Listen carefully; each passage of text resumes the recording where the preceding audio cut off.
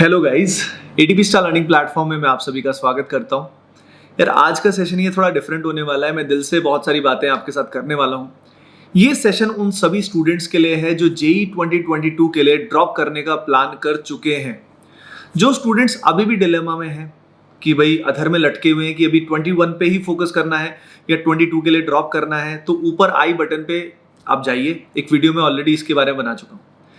तो आगे आप तभी कंटिन्यू करिए जब आपने डिसाइड किया हुआ है कि you have to drop for JEE 2022। Sir देखो, आज का एजेंडा ये है कि how to start the preparation perfectly. Start करने का सबसे अच्छा तरीका क्या है। तो जो बातें मैं आपके साथ शेयर करने वाला हूं, ये बेसिकली मेरे एक्सपीरियंसेस पे बेस्ड है कि जब मैंने ड्रॉप करने का डिसीजन लिया था और उसके बाद 1 साल तैयारी की थी, तो मैं खुद एक ड्रॉपर था and I cracked IIT JEE in 2006 and मेरी रैंक बहुत फाड़ू वाली नहीं थी। मेरी रैंक थी 2419, बट ठीक है, मतलब राइट। तो अपने एक्सपीरियंसेस के हिसाब से मैं आपको गाइड कर सकता हूँ कि यार एग्जैक्टली किस तरीके से अपनी प्रिपरेशन को स्टार्ट करना चाहिए। तो जो पॉइंट्स मैं आपको बता रहा हूँ, you can note them down.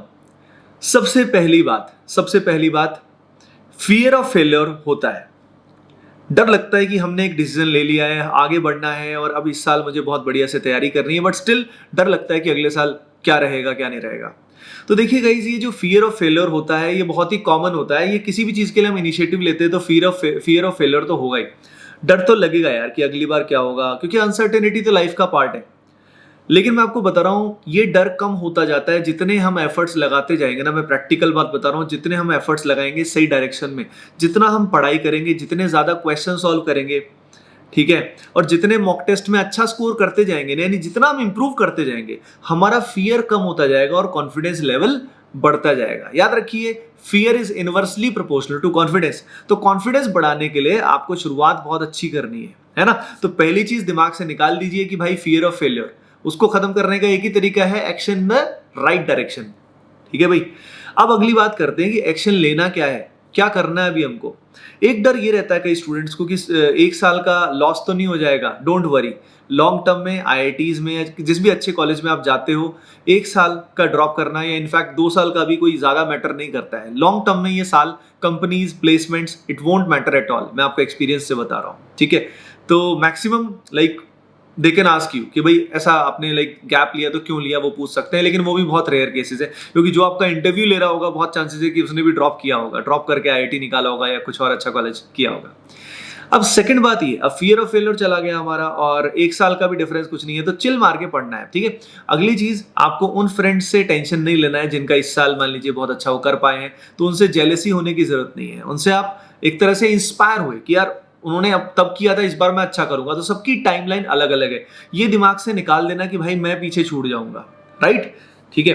अगला सवाल आप में से बहुत सारे स्टूडेंट्स के आता है कि भाई अब स्टार्ट कैसे करें, सेल्फ स्टडी से करें या किसी ऑर्गेनाइज्ड कोर्स पे जाएं, ठीक है।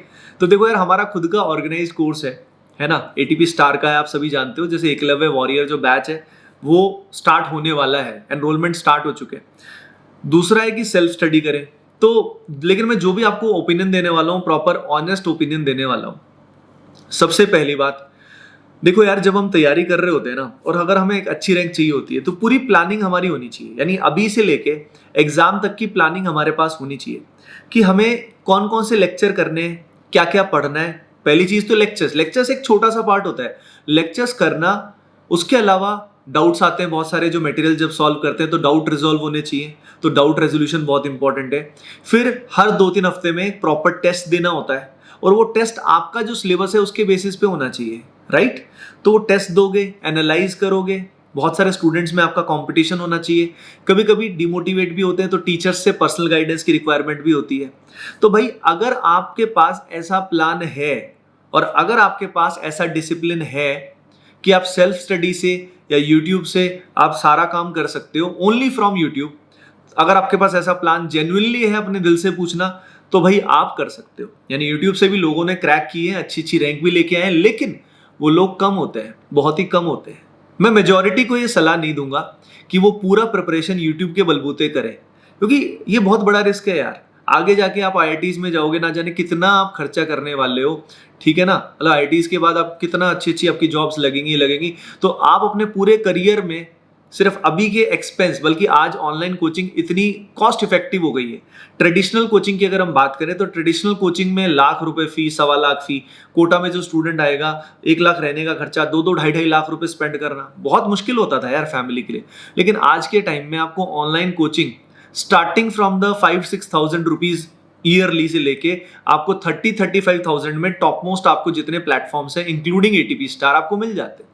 जैसे हमारे यहाँ पे जो फीस स्ट्रक्चर है उसके हिसाब से एक स्टूडेंट 3,999 से भी अपनी प्रिपरेशन स्टार्ट कर सकता है। यानी जो भी स्टूडेंट अभी एकलव्य या वॉरियर बैच में आना चाहता है वो सिंपली 3,999 फी देके अपनी पढ़ाई स्टार्ट कर सकता है।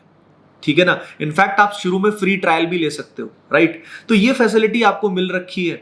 टोटल फी भी आपकी बहुत ज्यादा नहीं है, तो आपको अगर आप इतना अफोर्ड कर सकते हो तो आपको रिस्क नहीं लेनी चाहिए। You should go for an organised course, क्योंकि आप खुद प्लान करते रहोगे। भाई किसी और को प्लान करने दो जिनके पास एक्सपर्टाइज है कि किस प्लान के हिसाब से आप बेस्ट करोगे, राइट। अब अगली बात यह है कि यार चलो प्लान तो किसी और ने कर लिया, आपने सेल्फ स्टडी चुना या आपने ऑर्गेनाइज्ड कोर्स चुना। नीचे कमेंट सेक्शन में जरूर बताना कि आपने क्या चुना, है ना। अब अगली चीज ये है कि यार अगर आपकी प्रिपरेशन जैसे आपने 11th-12th में किया तो जो जो आपकी वीकनेस रही है, जो जो आपने गलतियां करी हैं, वो गलतियां जरूर पेपर पे लिखनी है। आज ही ये काम जरूर करना कि भाई पेपर पे जो जो मिस्टेक्स आपने की है पिछले साल, जो आपको इस साल रिपीट नहीं करनी है, राइट, तो वो आप लिख लेना। क्योंकि बहुत सारे पाप हमने कर रखे होते हैं बहुत ज्यादा। जैसे फॉर एग्जांपल मान लो इतनी वेब सीरीज निपटा दी है, इतना सारा काम, मतलब काम करने की बजाय हम डिस्ट्रैक्टेड इतने रहे हैं। तो भाई इस बार भी अगर वही करोगे तो रिजल्ट डिफरेंट थोड़ी ना आने वाले हैं। अगर रिजल्ट आप चाहते हो, if you are expecting different results, you have to give different type of efforts. Very simple, ठीक है। तो भाई ये डिफरेंट टाइप ऑफ रिजल्ट्स जो हैं वो आपके जो ड्रीम कॉलेज जो तुम अचीव करना चाहते हो वो कैसे होगा वो मैंने आपको बता दिया है, राइट। तो ये जो मिस्टेक्स हैं उनको आइडेंटिफाई करो और इस साल उन गलतियों से सीख लो। इस साल वो गलतियां नहीं करनी है, ठीक है। अगला पॉइंट है आप सभी के लिए, start as soon as possible. भाई वक्त लगाने का नहीं है बिल्कुल भी। अगर आपने डिसाइड कर ही लिया है तो भाई अभी स्टार्ट करो अपनी प्रिपरेशन यार। किस चीज का वेट कर रहे हो, मुहूर्त कब निकलेगा। अगली चीज है बोर्ड्स। भाई क्या था कि इस बार सिनेरियो अलग है और पिछली बार अलग था। पिछली बार बोर्ड्स हो चुके थे, इस बार बोर्ड्स अभी तक हुए भी नहीं है। तो यार पहली चीज, मतलब 12th क्लास के जो बोर्ड्स हैं कैंसिल होने के चांस तो बहुत कम है, पोस्टपोन ही हुए हैं।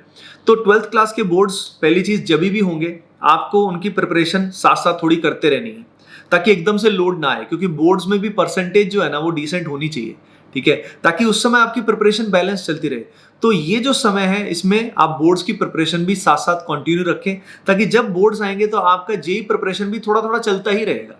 समझ रहे हो। तो ये गोल्डन टाइम है जिसमें जिन स्टूडेंट्स के भी बोर्ड्स की तैयारी अच्छी नहीं थी, मैं जानता हूं आप में से कई सारे स्टूडेंट्स ऐसे होंगे जिनकी बोर्ड्स की प्रिपरेशन भी अच्छी नहीं रही होगी। ओके गाइस, तो वो अपनी प्रिपरेशन सही मेंटेन रखें, ठीक है। पॉजिटिव एटीट्यूड के साथ, सही एनर्जी के साथ स्टार्ट करो। मैं आपको लिटरली बोल रहा हूं कि अपना ड्रीम रखो, अपना ड्रीम ऑल इंडिया रैंक सामने रखो कि भाई ये ऑल इंडिया रैंक मुझे अचीव करनी है, ये मेरा ड्रीम कॉलेज है। नीचे कमेंट सेक्शन में जरूर बताओ कि आपका ड्रीम कॉलेज कौन सा है, राइट। और उस कैंपस में आपको जाके पढ़ना है, वो लम्हे जीने हैं ना आपको, ठीक है। सही बता रहा हूँ, वर्थ इट है। मतलब ये जो मेहनत कर रहे हो ना, मैं खुल के बता रहा हूँ आपको कि यार आईआईटीज में सही में, मतलब व्हेन आई लुक बैकवर्ड आपको शायद मेरे चेहरे पे खुशी दिख रही होगी कि यार आईआईटी रुड़की में जो लम्हे मैंने जिए हैं, जो एक्सपीरियंस मैंने किया है, मतलब लिटरली वो पैसे से नहीं आ सकता, वो आपके एफर्ट्स से आ सकता है। इस समय जो तुम एफर्ट्स करोगे, जो ये पूरे साल की मेहनत करोगे, उसके जब रिजल्ट्स आएंगे और जिस दिन आपकी ऑल इंडिया रैंक आएगी, फिर आप जब कैंपस में जाओगे और जो आपकी लाइफ होगी, मतलब प्राइसलेस बोलूंगा मैं। तो इट्स ऑल अबाउट एक्सपीरियंस यार, राइट। और करियर तो बन ही जाएगा आपका। तो डोंट वरी यार, आप सभी एटीपीएंस हो, आप सभी कर पाओगे। You will do it. Just start your preparation as soon as possible and I will recommend to start with an organized course, whether from ATP Star, either Eklavya or Warrior Batch or any other. लेकिन start it right now. Okay guys, so that is it. Hoping that ये session आपके लिए बहुत बहुत helpful रहा होगा. Bye bye, take care and keep preparing well.